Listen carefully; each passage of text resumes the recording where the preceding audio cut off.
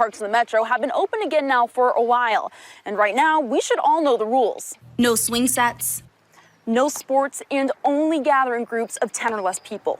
And you can see that all this is taking up about half of the road right now. This is one of the smaller sinkholes here, and you can see the amount of weeds that has started to grow up, some of them even taller than the cones that are in place. I'm at an Orbit bus stop, and this is pretty much what they all look like. But take a look at this electrical box over here. You can see that it's bursting with color and covered in local Nebraska foliage. Instead, Councilmember Ben Gray wants the ordinance to stay in place until we reach certain COVID numbers. He wants two parameters to be the decision maker. Emily, I think one of the things we really need to point out is how different this location in the old market feels compared to when we were at Target. When we were at Target, the police were prepared to be there. They were able to disperse crowds very quickly. It was very under control. And obviously now take a look.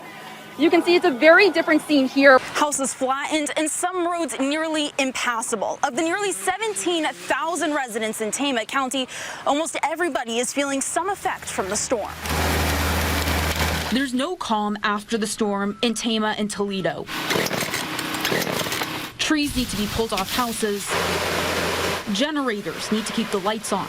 Every time we have some type of major event, it's just learning from that one and getting better for the next one. The second derecho in 10 years. This exceeds anything the county could have expected. We just didn't realize how significant it was going to be. The Tama Middle School, hard hit. Superintendent Jared Smith pushing the start of school back by 2 weeks. It is heartbreaking when you think about the kids and what they're missing out on. Olivia Meek was at summer camp inside the middle school just hours before the storm flattened the county. Everything was just rattling and there was an earthquake. Missing the disaster there, she was home with her family when a tree fell into the home.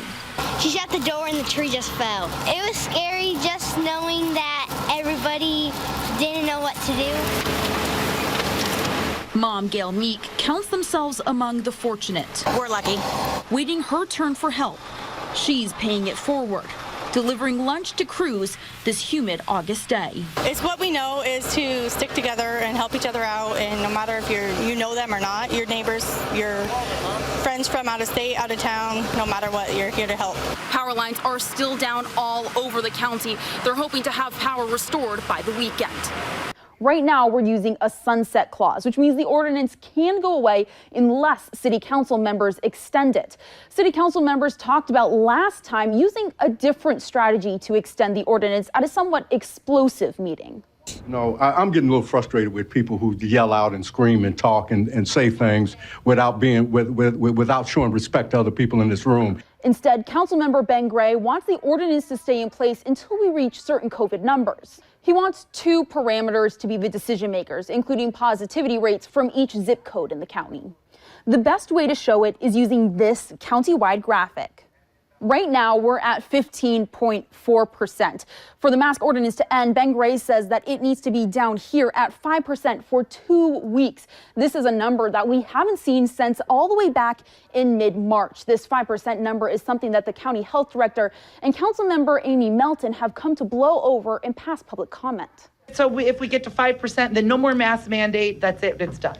No, well, then it depends on how long. Is this just a day? You know what? See, that's why I'm saying. Dr. Port, it's fine. I'm saying. And I don't need to. Councilman Melton, it's not easy. I understand. That brings us to our second number. That's going to be our rolling average. Right now, we're all the way up here. We're at 44 cases per 100,000. In order for the mask ordinance to go away, we need to be all the way down here at 10 cases per 100,000. Again, this is going to be for a 2-week period, a number that we haven't seen all the way since March. This is going to be a matter that City Council is going to be discussing this coming Tuesday. They'll vote on it on November 10th. On your side, Lileana Pearson, 6 News. This mural is of 7-year-old Zuri Jensen. She's always been interested in civil rights. So when she went to protests at 72nd and Dodge earlier this year, she knew she wanted to have her voice heard. She just didn't know quite how far it was going to reach. In a time that feels dangerous, it's not about choosing sides, but being a better person, an American, connecting in a way that gives you hope. How do you think everyone should be treated? Equally and the same. activism has always been in our family. That's the lesson Gianna and Shay Jensen wanted their girls to take away when they went to the protests at 72nd and Dodge earlier this year. It's good to, just raise your child to stand up for what they believe in. Surrounded by thousands of Nebraskans advocating for racial equality, Zuri could tell this was part of a bigger purpose.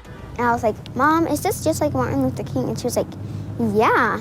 And then I was like, well, can I raise my fist up? She was like, sir. Dalton Carper snapped this photo that night, a moment he says shows the resilience of so many people, grabbed attention around the country, and moved two artists to immortalize the moment. It's very inspiring.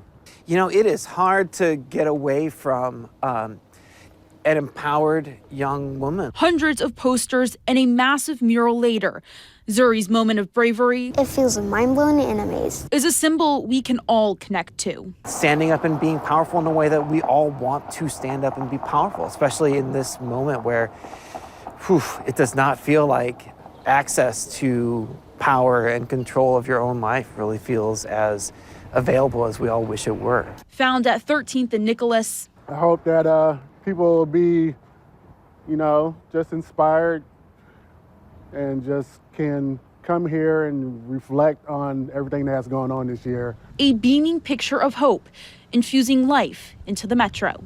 The official unveiling of the mural is going to be Tuesday evening. There you can hear from the artists, Zuri and Zuri's family about what this means to them and what they hope this means to the city. On your side, Lileana Pearson, 6 News.